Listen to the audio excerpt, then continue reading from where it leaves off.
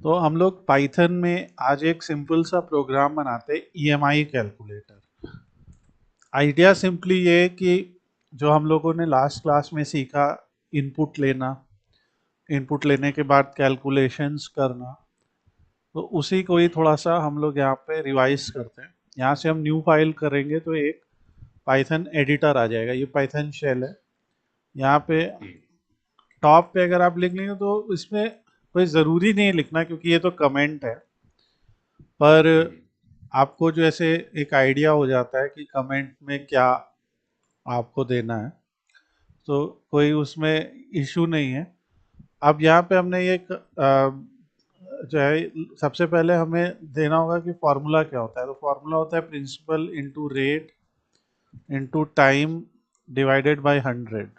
ठीक है, कि principal into rate into time मतलब नंबर ऑफ मंथ्स जो है वो वहाँ पे हमें चाहिए होता। तो ये हमारा फॉर्मूला होता है, और इस इनपुट को लेते हैं। तो जो हमने P लिखा, P is equal to input. अब इनपुट लेते समय ही प्रिंसिपल मान लीजिए हमें कुछ भी हो सकता है, तो हमने एक फ्लोट यहाँ पे लिख लिया। ठीक है, फ्लोट इनपुट एंटर प्रिंसिपल, ऐसा एक लिख लिया। ठीक है, और यहाँ से हमने लिया रेट आर लिया, फ्लोट इनपुट एंटर रेट जो भी परसेंटेज में होगा, और फिर यहाँ पे तीसरे नंबर पे टाइम लिया। एक सेकेंड, और इसका मैं एक वो भी दे दूंगा आगे कि कैसे करना है। एक सेकेंड में रिप्लाई कर दूंगा। हाँ ठीक है, तो ये हम लोग का हो गया। अब इसमें क्या रहेगा कि ये हमने ले लिया। अब जो रेट है, ठीक है, वो हम लोग का होना चाहिए एनुअल इंटरेस्ट रेट। ठीक है, तो ये एनुअल होता है, इसको मंथली बदलने के लिए हम लोग को जो है उसको 12 से डिवाइड करना पड़ेगा। तो जो फॉर्मूला तो हमारा PRT रहेगा। ठीक है, उससे हमें निकल आएगा कि टोटल पेमेंट कितना है। तो एक अभी पहले आते हैं, तो T पहले हम लिख लेते हैं T सिंपली, और फ्लोट इनपुट एंटर टाइम। ठीक है, ये तीन चीज़ें, फॉर्मूला लगा लिया यही P/R/T/100। तो हमने कह दिया SI ये होगा, जो सिंपल इंटरेस्ट है वो ये होगा। ठीक है, हम लोग का सिंपल इंटरेस्ट तो प्रिंट किया, पहले एक स्टेज करते हैं SI। ठीक है, और यहाँ पे आप लिख सकते हैं कि प्रिंट सिंपल इंटरेस्ट इज, और यहाँ पे लिख लिया। तो एक हमने लिया, और इस प्रोग्राम को सेव कर लेते हैं, और ये ई में हम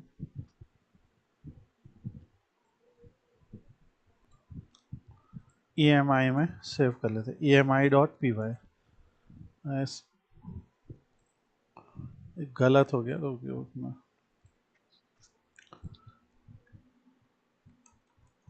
EMI.py ये ठीक है। ठीक है, अब जब इसको रन करेंगे तो मान लो प्रिंसिपल हमने 1,20,000 का लोन लिया था।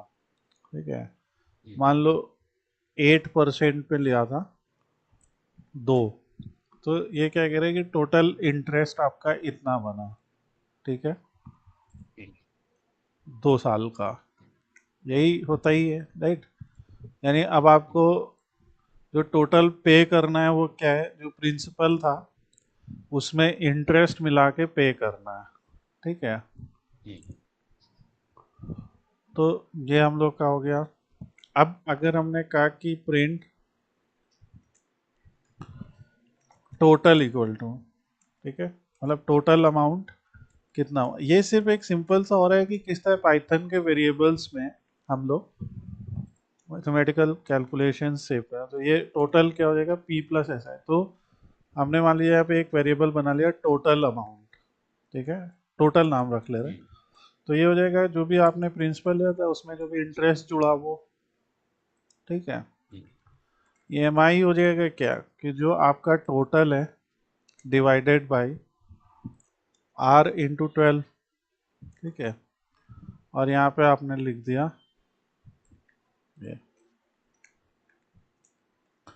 अब एक बार पहले चेक कर लेंगे फिर इसको समझें, और फिर लिख दिया ईएमआई इज दिस, ठीक है। EMI is EMI. तो ये तो हम लोग ने सीखा ही था कि प्रिंट जो है उसमें जितने भी हम लोग कॉमा सेपरेटेड वैल्यूज लिखते हैं उतने नंबर ऑफ वैल्यूज प्रिंट हो जाती हैं, है ना।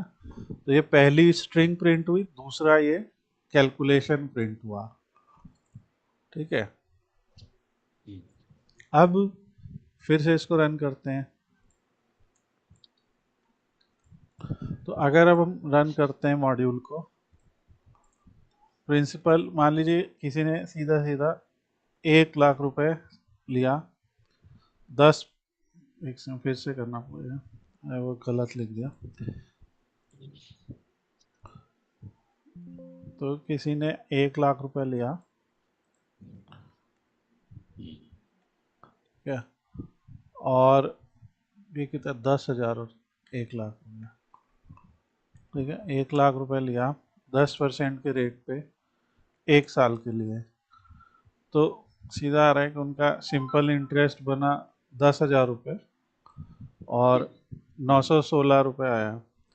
यानी अगर वो 916.66 को 12 से मल्टीप्लाई कर देंगे क्योंकि 1 साल के लिए लिया है, तो सीधे 1,10,000 रुपये पे करेंगे, जो कि टोटल अमाउंट बना, राइट।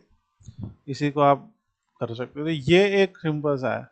ऑब्वियसली फार्मूला वगैरह हम लोग चेक कर सकते हैं, बट लॉजिक जो है वो सीधा ये रहता है कि आप पहले इनपुट लें, फिर आपने एक जगह सेव करा लिया, फिर उस सेव्ड वैल्यू को प्रिंट किया, प्रिंट सब कुछ बाद में भी कर सकते हैं, फिर उस सेव्ड वैल्यू में फिर से कुछ और कैलकुलेशन किए, ठीक है।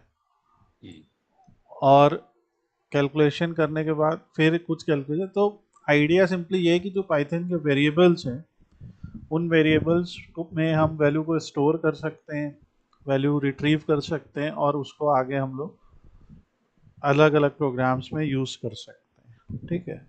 ये हम लोगों का है। तो इस तरीके के और भी प्रोग्राम्स बनाइए आप। मैं कुछ प्रोग्राम के नाम बताऊंगा, तो वो आप बनाएं तो आपको आइडिया हो जाएगा कि क्या रहेगा। तो ये यहाँ पे हम लोगों का ये समझ में आता है। अब हम लोग एक और इम्पोर्टेंट चीज पे बात करेंगे, वो है हमारे लॉजिकल ऑपरेटर्स और कंडीशनल स्टेटमेंट्स, ठीक है।